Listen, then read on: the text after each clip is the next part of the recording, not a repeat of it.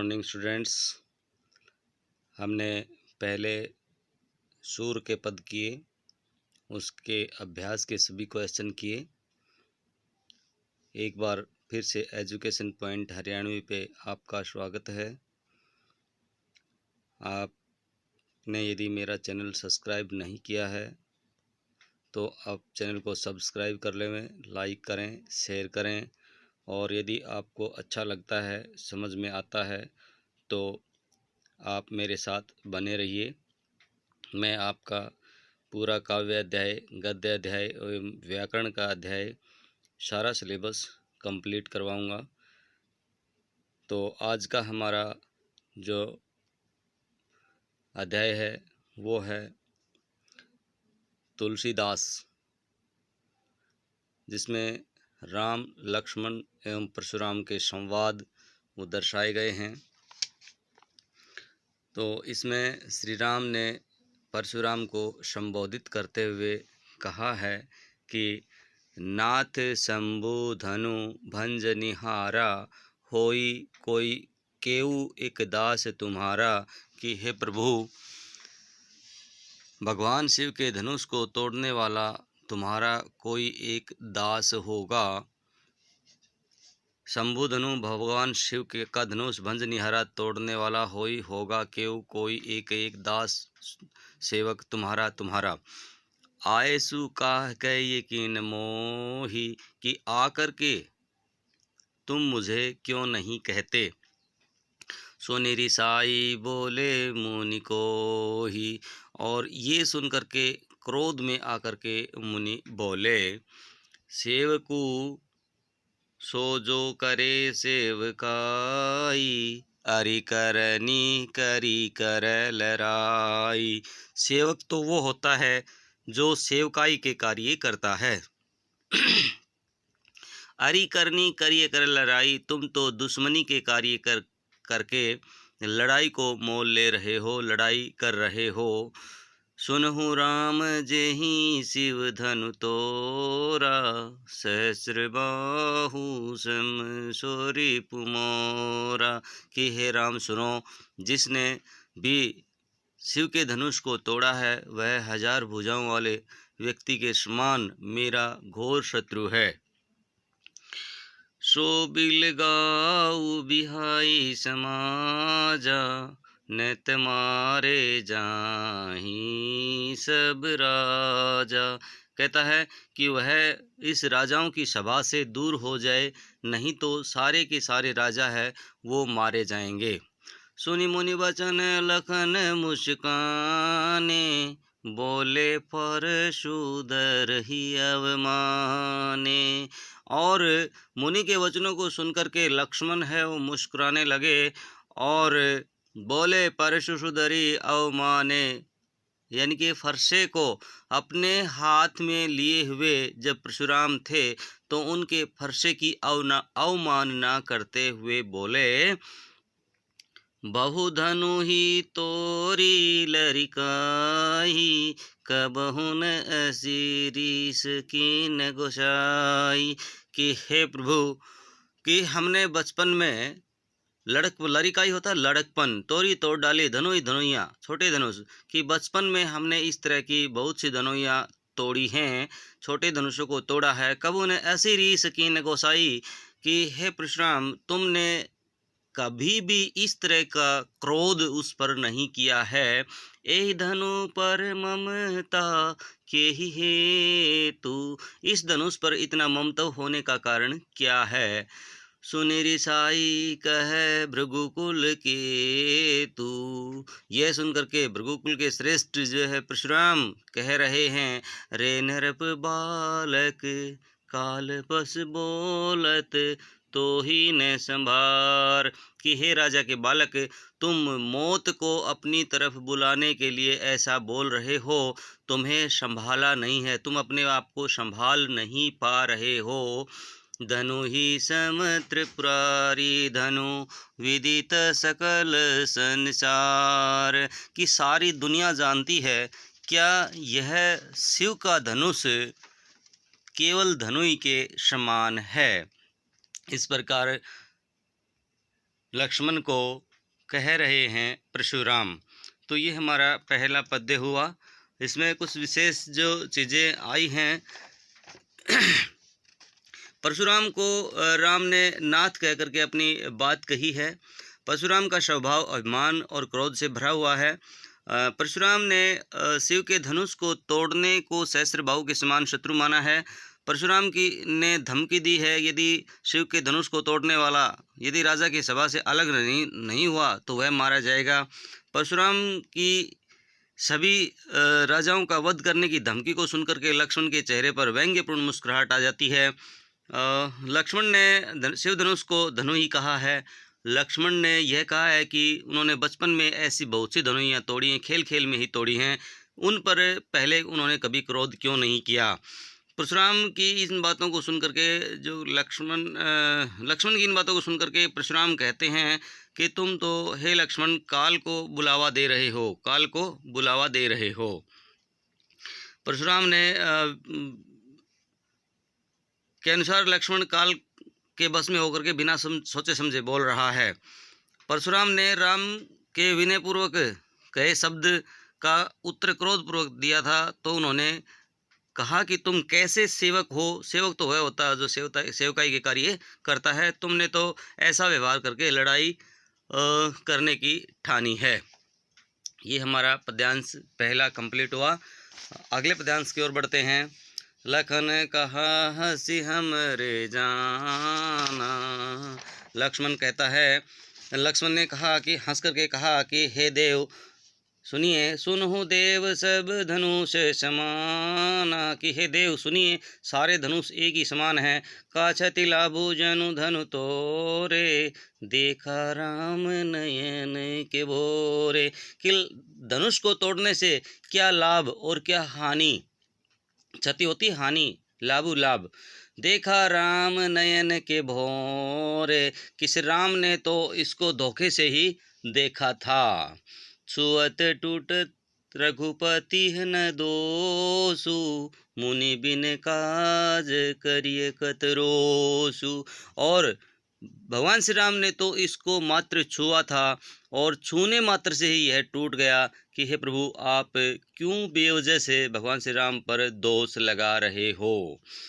बोली चितई प्रशु की ओरा, रेसठ सुने ही सुभाऊ न मोरा। और फिर परशुराम फरसे की तरफ देख करके बोलते हैं कि हे हट्ठी बालक, तुम मेरे स्वभाव को नहीं जानते हो। बालकु बोली बदहु नहीं तो ही, कि बच्चा समझ करके मैं तुम्हारा वध नहीं कर रहा हूँ। केवल मुनि जड़ जान ही मोही, कि तुम मुझे केवल अकेला जड़ मूर्ख मुनि ही मत समझो। बाल ब्रह्मचारी अति कोही, मैं बचपन से ब्रह्मचारी हूँ और अति क्रोधी हूँ। विश्व विदित क्षत्रिय कुल द्रोही, सारी दुनिया जानती है, विश्व विदित सारी दुनिया जानती है क्षत्रिय कुल द्रोही, कि मैं क्षत्रियों के कुल का दमन करने वाला हूँ। भुज बल भूमि भूप बिनु कीनी, कि अपनी भुजाओं की ताकत से मैंने पृथ्वी को राजाओं से रहित कर दिया। विपुल बार मही देवन दीनी रामा, और विपुल अनेक बार मैंने पृथ्वी को जीत करके ब्राह्मणों में दान कर दिया है। सहस्त्र बाहु भुज छेद निहारा, और ये जो तुम मेरा फरसा देख रहे हो यह हजारों भुजाओं को काटने वाला है। परशु बिलोकु महीप कुमारा, हे राजा के राजकुमार तुम इस फरसे की तरफ देखो। तब आगे कहता है कि मातु पिता ही जनी, सोच बस कर सी महिष किशोर। कहता है कि अपने माता और पिता को चिंता के वश में मत करो हे राजा के किशोर बालक, क्योंकि गर्भने के अब्रक दलन प्रशु मोर अति घोर, क्योंकि मेरा जो फरसा है वह इतना कठोर है, गर्भ में पल रहे बच्चों को भी मार डालता है, काट डालता है। इसलिए हे लक्ष्मण तुम मेरी बात को ध्यान से सुनो। ये हमारा दूसरा पद्यांश पूरा हुआ। इसमें कुछ विशेष जो बातें हैं वो ये हैं कि इसमें लक्ष्मण सभी धनुषों को एक समान मानते हैं, उनकी दृष्टि में कोई अंतर नहीं है। दूसरा, राम ने शिवजी के धनुष को नया धनुष समझ करके छू लिया था। लक्ष्मण के अनुसार धनुष को तोड़ने में राम का कोई दोष नहीं है, धनुष पुराना था और राम के द्वारा छूते हुए टूट गया। नंबर 4, परशुराम लक्ष्मण का अत्यंत क्रोध में था, पर फिर भी आपका वध नहीं कर रहा था, क्योंकि अभी आपकी आयु जो है वो कम थी, यानी लक्ष्मण की आयु कम थी, वह बालक था। विश्व भर में परशुराम अपने क्रोध और ब्रह्मचारी के कारण प्रसिद्ध है। वह क्षत्रिय वंश को अपना शत्रु मानता है और उसे नष्ट करने की इच्छा से विश्व में विख्यात है। परशुराम ने अपनी भुजाओं के बल से पृथ्वी को अनेक बार क्षत्रियों से जीत लिया है, राजाओं से रहित पृथ्वी को कर दिया है, क्षत्रियों से रहित पृथ्वी को कर दिया है, और वह पृथ्वी उन्होंने ब्राह्मणों में दान में दे दी है। परशुराम ने धमकाते हुए लक्ष्मण को अपना फरसा देखने के लिए, फरसे की ओर देखने के लिए कहा, जिससे सहस्त्रबाहु की भुजाओं को भी उसने काट डाला था। परशुराम का फरसा माँ के गर्भ में विद्यमान बच्चों को भी नष्ट कर देने की योग्यता रखता है। परशुराम बाल ब्रह्मचारी है, महाक्रोधी है, क्षत्रियों के दुश्मन और अपार बलशाली ब्राह्मण थे, उन्होंने क्षेत्रीय राजाओं का नाश किया था। इस प्रकार हमारा ये दूसरा पद्य पूरा हुआ। तीसरे पद्य की तरफ बढ़ते हैं। देखिए, विहसी लखनऊ बोले मृदु बानी, और हंस करके लक्ष्मण ने कोमल वाणी में आवाज में कहा, अहो मुनिसु महाभट मानी। अरे मुनिवर, तो आप अपने आप को बड़ा योद्धा समझते हो। पुनि पुनि मोहि दिखाव कुठारा, चहत उड़ावन फूकी पहारा। और पुनि पुनि बार बार जो तुम्हें मुझे कुल्हाड़ा दिखा रहे हो, और तुम चाहते हो कि तुम्हारी फूंक से पहाड़ उड़ जाए, लेकिन ऐसा नहीं है। यह कुंबड़तिया कोहु नाही, जे तर्जनी देखी मरी जाही। यहाँ यह कोई काशी फल का छोटा सा फल नहीं है, जो आपके अंगूठे के साथ वाली उंगली को देखते ही मर जाए। देखी कुठारू सरासन बाना, मैं कुछ कहा सहित अभिमाना। कि मैंने जो भी कुछ अभिमान सहित कहा है, वह आपके कुल्हाड़े और बाण को देखकर ही कहा है। भृगुसुत समझ जनेऊ बिलो की, जो कुछ कहूँ सहु रीस रोकी। कि हे भृगुकुल के श्रेष्ठ ब्राह्मण, आपने जो जनेऊ धारण कर रखा है, जिसे मैं देख रहा हूँ, इसलिए आप जो भी कुछ कह रहे हो उसे मैं अपना क्रोध शांत करके सुन रहा हूँ। क्योंकि सुर महिषुर हरिजन और गाई, हमारे कुल इन पर न सुराई। क्योंकि देवता, ब्राह्मण और प्रभु की भक्ति करने वाले और गायें, इन पर हमारे कुल में शूरवीरता प्रकट नहीं की जाती। क्योंकि बधे पापु अपकीर्ति हारे, मारत हूँ पाप ये तुम्हारे। यदि इनका वध कर देते हैं तो हमें पाप लगता है, और हार जाते हैं तो हमें अपयश प्राप्त होता है। इसलिए हम कभी भी ना तो ब्राह्मणों का वध करते हैं और ना ही इनको मारते हैं। कोटि कुलिस सम बचनु तुम्हारा, व्रत धरहूँ धनु कुठार सुधारा। इसलिए हे परशुराम, तुमने कुल्हाड़ी और यानी फरसा और धनुष बाण तो व्यर्थ में ही धारण कर रखे हैं, क्योंकि तुम्हारे तो इतने कड़वे वचन हैं, ये भी फरसे और कुल्हाड़े से तीखे हैं। जो बिलो की अनुचित कहेऊँ क्षमहूँ महामुनि धीर। मैंने जो कुछ अनुचित कह दिया हो तो हे महामुनि मुझे क्षमा कर दीजिए। और अपनी गंभीर वाणी में इस प्रकार वे बोले। इस प्रकार हमारा ये अगला पद्य है, ये कंप्लीट हो गया है। इसमें कुछ जो विशेष बातें हैं वो है, लक्ष्मण ने परशुराम के द्वारा अभिमानपूर्वक कहे शब्दों पर व्यंग्य किया है और उन्हें बता दिया था कि उस वंश में ब्राह्मणों पर शस्त्र नहीं उठाया जाता है, चाहे वे बुरा भी क्यों ना कहें। परशुराम बार बार डराने के लिए लक्ष्मण को अपना कुल्हाड़ा दिखा रहे थे। युगों से समाज में एक मान्यता चली आ रही है कि काशीफल की बेल एक खिलने वाले फूल या छोटे फल की ओर तर्जनी उंगली का इशारा भी किया जाए तो सूख कर गिर जाता है, उसकी आयु छोटी होती है। यानी कि छोटी आयु में लक्ष्मण की ओर परशुराम बार बार उंगली करते हैं, डराने का प्रयत्न करते हैं, तो लक्ष्मण इसीलिए काशीफल का उदाहरण देते हैं। लक्ष्मण ने परशुराम के कुल्हाड़े और धनुष को देख करके क्षेत्रीय समझ करके अभिमानपूर्वक बात की थी। लक्ष्मण ने अपना गुस्सा रोक करके परशुराम से बात की, क्योंकि उन्हें पता था कि वे भृगुवंशी हैं, उनके गले में यज्ञोपवीत या जनेऊ था। रघुकुल के लोग देवता, ब्राह्मण, भगवान और भगवान के भक्त और गाय पर कभी भी शस्त्र नहीं उठाते हैं। प्रस्तुत पद्य में तत्सम तद्भव शब्दावली का सहज स्वाभाविक प्रयोग किया गया है। वीर रस का प्रयोग है, ओज गुण विद्यमान है, दोहा एवं चौपाई छंद का सटीक प्रयोग है, स्वर मैत्री का प्रयोग है, संगीतात्मकता की सृष्टि है, व्यंजना शब्द शक्ति विद्यमान है। और मुनिसु महाभटमानी कछु कहा कछु कहेऊ कोटि कुलिस सुर महिसुर सोनी सरोस धरु धनु गिरा गंभीर। इनमें अनुप्रास अलंकार है, पुनि पुनि में पुनरुक्ति अलंकार है, कोटि कुलिस सम वचन तुम्हारा में उपमा अलंकार है। इस प्रकार हमारा ये तीसरा पद्य पूरा हुआ। अभी आगे बढ़ते हैं चौथे पद्य की तरफ।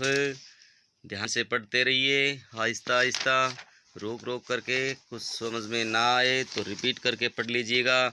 और यदि चैनल को सब्सक्राइब नहीं किया है तो सब्सक्राइब कर लीजिएगा कि आपका पूरा सिलेबस मैं करवाने वाला हूँ। आगे कहता है, कौशिक सुनहु मंद ये हूँ बालकु कुटिल काल बस निज कुल घालकु। और तब ये बात हो रही है उस इसमें परशुराम के सामने विश्वामित्र आ जाते हैं और विश्वामित्र को संबोधित करते हुए कहा कि हे विश्वामित्र सुनो, यह बालक बड़ा ही कुबुद्धिपूर्ण और कुटिल है, काल के वश होकर के अपने कुल का घातक बन रहा है या कुल को सर्वनाश करवाने पर तुला हुआ है। भानुवंश राकेश सकलंकु निपट निरकुंस उबूध असंकु। क्योंकि भानुवंश यानी कि सूर्य वंश के लिए यह एक दाग है, चंद्रमा का कलंक है। यह तो बिल्कुल उदंड है, मूर्ख और निडर है। काल कवलु होई चरण माही कहूँ पुकारी खोरी मोहि नाही। और कहता है कि यह तो क्षण माही, अब एक क्षण भर में ही मौत के देवता काल का ग्रास बन जाएगा। मैं खोरी पुकारी खोरी मोहि नाही, कि मैं तो पुकार करके कह रहा हूँ, तुम हट कहूँ जहूँ चहूँ उबारा कहीं प्रताप बल रोषु हमारा। तुम हट कहूँ जो चाहूँ उबारा, जो यदि उबारा बचाना चाहते हो, यदि तुम इसे बचाना चाहते हो तो हे विश्वामित्र इसे यानी लक्ष्मण को मेरे प्रताप, बल और गुस्से के बारे में बता दो। लखन कहे ओ मुनि सुजसु तुम्हारा तुम्हीं अचत को बरने पारा। और तब लक्ष्मण ने कहा कि हे मुनि, आप का सुयश आपके रहते हुए और कौन अच्छे से बता सकता है कि आपके रहते हुए सुजस आपके यश के बारे में और अच्छे से कौन बता सकता है, कौन वर्णन कर सकता है। अपने मुँह तुम अपनी करनी, बार अनेक भांति बहु बरनी। और तुमने अपने ही मुँह से बार बार अपनी करतूत बताई है, अपने यश का वर्णन किया है। नहीं संतोष तै पुनः कुछ कहूँ। और यदि इसमें भी संतुष्टि नहीं हुई है तो आप फिर से कुछ भी कह सकते हैं। जनेरी से रोकी दुख सहू, क्रोध रोक करके असहाय दुख को मत सहो। वीर बरती तुम धीर, कि तुम वीरता का व्रत धारण करने वाले, धीर धैर्यवान, अछोभा शोभा से रहित है। गारी देत न पाहु शोभा, और गालियां देते हुए तुम्हें शोभा प्रकट नहीं होती। यानी शोभा, तुम जो गालियां निकाल रहे हो इसे तुम्हारी शोभा नहीं होती। कौशिक सुनु मन देहु बाल का, कुटिल काल बसु कुल घाल को। जैसे हमने कर लिया ये, तो कहता कि वीरवर्ती तुम अछोभा, गारी देत न पाऊँ शोभा। सूर समर करनी करिए, कहीं न जान वही आप। सूरवीर जो है उसकी सूरवीरता युद्ध क्षेत्र में अपने आप ही जानी जाती है, प्रकट हो जाती है। विद्यमान रन पाई रिपु कायर, कतहीं कर प्रतापु। और जब वीर व्यक्ति युद्ध क्षेत्र में विजयी होते हैं तो उनका प्रताप अपने आप पता चल जाता है, और कायर व्यक्ति होते हैं वह अपने प्रताप की बात अपने ही मुख से करते हैं। इस प्रकार हमारी पद्य पूरा हुआ। इसमें तुलसीदास ने स्पष्टवादिता एवं साहस का जो है ना, लक्ष्मण के साहस का वर्णन किया है, तो साथ ही परशुराम की डींगे हाँकने की बातों को भी प्रकट किया है। अवधी भाषा का प्रयोग इसमें किया है। तत्सम तद्भव शब्दावली की अधिकता का प्रयोग किया है। दोहा चौपाई छंद का प्रयोग किया है। वीर रस है, ओज गुण विद्यमान है, लक्षणा शब्द शक्ति का इसमें प्रयोग किया है। नाटकीयता का गुण विद्यमान है, व्यंग्यात्मकता है, और परशुराम का प्रचंड क्रोध दिखाया है। पुकारी खोरी बहु करनी, दुस है दुख, कुटिल काल बस कछु कहू। करनी करही कही कायर, कथही काल कवल में अनुप्रास अलंकार है। काल कवल हो ही छन माही में मानवीकरण है। भानुवंश राकेश कलंकों में रूपक अलंकार है। इस प्रकार हमारा ये पद्य भी पूरा हुआ। हम अगले पद्य की तरफ बढ़ते हैं।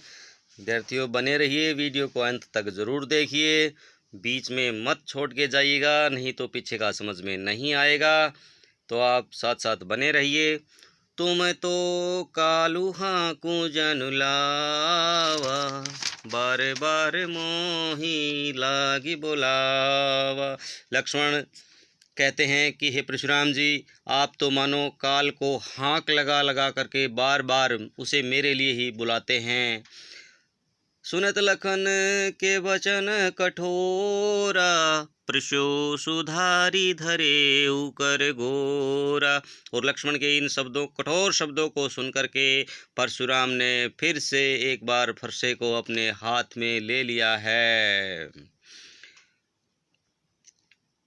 और कहता कि अब जनि देहि दोष मोहि लोगु, कटुबादी बालकु बद जोगु। कि अब कोई भी व्यक्ति मुझे दोष नहीं दे, क्योंकि यह कटुबादी कड़वा वचन बोलने वाला बालक मरने के योग्य है, वध के योग्य है। बाल बिलो की बहुत में बाचा, अब ये मर निहार भाषाचा।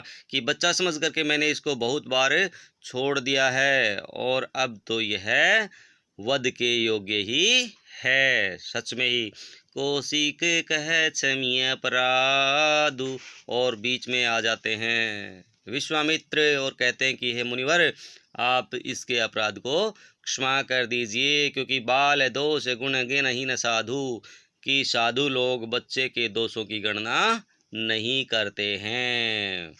खर कुठार में अकुरन को ही आगे अपराधी गुरुद्रोही। इतने पर भी कि मेरा जो खर कुठार, मेरा जो तीखी धार वाला फरसा है, यह है अकुरन को ही अत्यधिक क्रोधी है, दया से रहित है। आगे अपराधी गुरुद्रोही, और मेरे सामने यह गुरुद्रोही है और अपराधी की तरह उत्तर दे रहा है। उत्तर देते छोड़ो बिनु मोरे, कि यह बिना मारे या बिना उत्तर दिए नहीं छोड़ता है। केवल कौशिकशील तुम्हारे हे विश्वामित्र, केवल तुम्हारी सहनशीलता के कारण ही मैं इनको छोड़ रहा हूँ। न त एही को काटी कुठार कठोर, नहीं मेरा दया से रहित जो फरसा है इसको काट डालता। गुरही उरीन होते हो श्रम थोरे, नहीं तो थोड़ी सी मेहनत में इसको गुरु के ऋण से उऋण कर देता। और ये बात जब सुनते हैं विश्वामित्र, गादिया सुनो, यानी विश्वामित्र ये बात सुनते हैं, कहें हृदय हंसी मानी हरिहर सूझ, मुनि हरिहर सूझ। मन ही मन में वे हंस रहे हैं और सोच रहे हैं कि मुनि को तो केवल हरा ही हरा दिखाई दे रहा है। अमय खांड न ऊख मय अजहू न बूझ अबूझ, कि राम और लक्ष्मण हैं, ये गन्ने से निकले हुए रस या खांड के समान मुनि को दिखाई दे रहे हैं, लेकिन ये कोई सामान्य व्यक्ति नहीं हैं, ये क्षत्रिय हैं। इनका दलन करना बहुत ही कठिन कार्य है, लेकिन मुनि की आंखों के सामने तो केवल हरा ही हरा दिखाई दे रहा है। तो इस तरह से हमारा ये पद्य कंप्लीट हुआ, पूरा हुआ। इसमें तुलसीदास ने लक्ष्मण के तेज स्वभाव, विश्वामित्र के विवेक और परशुराम के घमंड का सटीक वर्णन किया है। संवादात्मकता ने कथन को नाट्यकीयता का गुण प्रदान किया है। अवधि भाषा का प्रयोग है। तत्समय और तद्भव शब्दावली का सहज समन्वय किया गया है। ओज गुण इसमें विद्यमान है। वीर रस है। स्वर मैत्री और छंद युक्त होने के कारण रचना में लयात्मकता विद्यमान है। दोहा चौपाई छंद का प्रयोग इसमें किया गया है। और हरा ही हरा दिखाई देना यानी लोकोक्ति इसमें प्रयोग की गई है। तुम तो कालु हाँ को जनु लावा में उत्प्रेक्षा अलंकार है। बार बार में पुनरुक्ति अलंकार है। अमय खांड न ऊखमय में रूपातिशयोक्ति अलंकार है। और कुछ शब्द ऐसे हैं जिनमें अनुप्रास है। देखिए अनुप्रास में कौशिक कहा अकुरन को ही, केवल कौशिक, कोटि कुठार कठोरे, हृदय हंसी मुनि ही हरिहरे, परशु सुधारी धरेऊ कर घोरा, देई दोसु कटुबदि बालकु बद जोगु, बालक बिलोकी बहु में बाँचा में इन सब में अनुप्रास अलंकार की छटा द्रष्टव्य है। हम पहुँचते हैं अगले पद्य की तरफ, जो हमारा अंतिम चरण है। अभी कहता है कहेऊ लखन मुनि शील तुम्हारा, को नहीं जान विदित संसारा, कि हे मुनिवर, लक्ष्मण कहते हैं हे मुनिवर तुम्हारी सहनशीलता को कौन नहीं जानता, अर्थात सारे संसार में तुम्हारी सहनशीलता है वो व्याप्त है। यानी व्यंग्यात्मक तरीके से कहते हैं माता पिता उरीन भयनी के, कि तुम अपने माता और पिता के ऋण से तो अच्छी तरह से मुक्त हो चुके हो, जो अब गुरु ऋणु रहा सोच बड़ जी के, कि गुरु के ऋण से उऋण होने की बात सोच रहे हो। सो जनु हमारे ही माथे काढ़ा, जिसे तुम हमारे माथे पर ही निकाल रहे हो, मंड रहे हो। दिन चली गए ब्याज बढ़ बाढ़ा, कि बहुत से दिन व्यतीत हो गए हैं और अब ब्याज भी बहुत बढ़ गया है। अब आनिए व्यवहारिया बोली। अब तुम किसी हिसाब किताब करने वाले को बुलाकर ले आओ। तुरत देऊं मैं थैली खोली, कि मैं तुरंत तुम्हें थैली खोल करके दे देता हूँ, अर्थात मैं तुम्हारे साथ युद्ध में तुम्हें परास्त कर दूंगा। सुनी सुनी कटु वचन कुठार सुधारा। और ये कड़वे वचन जब परशुराम ने सुने तो उन्होंने फिर से अपना फरसा है वो हाथ में उठा लिया है। हाय हाय सभा सब पुकारा, और पूरी सभा में हाहाकार मच गया। भर्गवर परशु दिखाऊ मोही, विप्र विचारी बचहूँ नृप द्रोही। कि हे भृगुकुल के श्रेष्ठ परशुराम, तुम मुझे फरसा दिखा रहे हो। विप्र विचारी बचो नृद्रोही, हे राजाओं के द्रोह करने वाले, मैं तुम्हें केवल ब्राह्मण समझ करके ही छोड़ रहा हूँ। मिले न कभू सुभट रन गाढ़े, कि युद्ध भूमि में तुम्हें सूरवीर, सुभट माने योद्धा नहीं मिले हैं। द्विज देवता घरी के बाढ़े, तुमने ब्राह्मणों को और देवताओं को और घर के लोगों को ही काटा है, यानी घर के लोगों का ही वध किया है। अनुचित कही सब लोग पुकारे, रघुपति से नहीं लखन निवारे। कि अनुचित कह रहे हो यह सब लोग पुकारने लगे। रघुपति सैननी लखन नेवारे, और नेवारे माने रोक दिया। सैननी आंखों के इशारे से भगवान श्री राम ने लक्ष्मण को अपने आंखों के इशारे से रोक दिया। लखन उतर आहुति सरिस, भृगुवर कोपु कृशानु।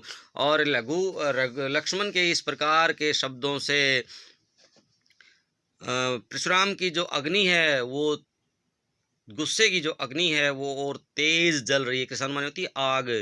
भृगुवंश श्रेष्ठ परशुराम की जो ज्वाला है वो और अधिक बढ़ गई है। और इस ज्वाला को बढ़ता हुआ देख करके बड़ी देखी जल सम वचन बोले रघुकुल भानु।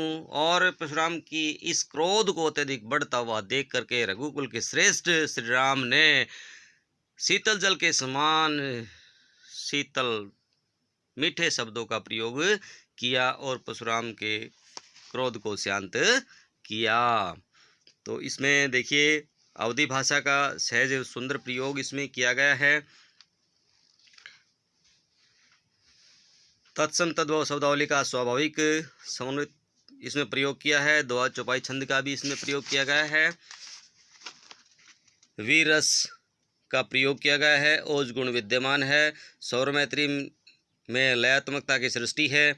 व्यंजना शब्द शक्ति इसमें विद्यमान है, जिसे लक्ष्मण ने शब्दों के विशेष अर्थ प्रदान किया है। इसमें हाय हाय में है ना विप्सा अलंकार है। कहेऊ लखनु मोहि सीलु तुम्हारा, को नहीं जान विदित सकल संसारा में वक्रोक्ति है। मात पिता ही उरिन भयनी के, थैली खोली में भी वक्रोक्ति है। लखन उत्तर आहुति सरिस में उपमा है। जल संवचन में उपमा है। भृगुकुल को पुकृशानु में भी उपमा अलंकार है। ब्याज बड़ बाढ़ा विप्र विचारी बचो सब सभा, थैली खोली कुठार सुधारा में अनुप्रास अलंकार है। विद्यार्थियों, इस प्रकार हमने आज का जो हमारा अध्याय था तुलसीदास ये पूरा किया। आप वीडियो को शुरू से लेकर के आखिर तक ज़रूर देखें। यदि आपको अच्छा लगता है तो आप इस पर चैनल को सब्सक्राइब करें, शेयर करें, लाइक करें। वीडियो को यदि आप एक बार में अच्छी तरह से समझ नहीं पाते हैं तो इसको रिपीट कर ले, दोबारा से देख ले, 3 बार देख ले। बार बार यदि आप देखेंगे तो आपका काव्य अध्ययन है वो बिल्कुल अच्छी तरह से समझ में आ जाएगा। और इसके बाद मैं इस अध्याय के जो अभ्यास के प्रश्न हैं वो अगले वीडियो में आपको हल करवा दूंगा। तो आप मेरे साथ बने रहिए। हमारे एजुकेशन पॉइंट चैनल हरियाणवी पे, एजुकेशन पॉइंट हरियाणवी हम आपके अपने चैनल पे बने रहिए।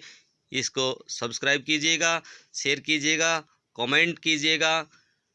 Thank you. जय हिंद, जय भारत।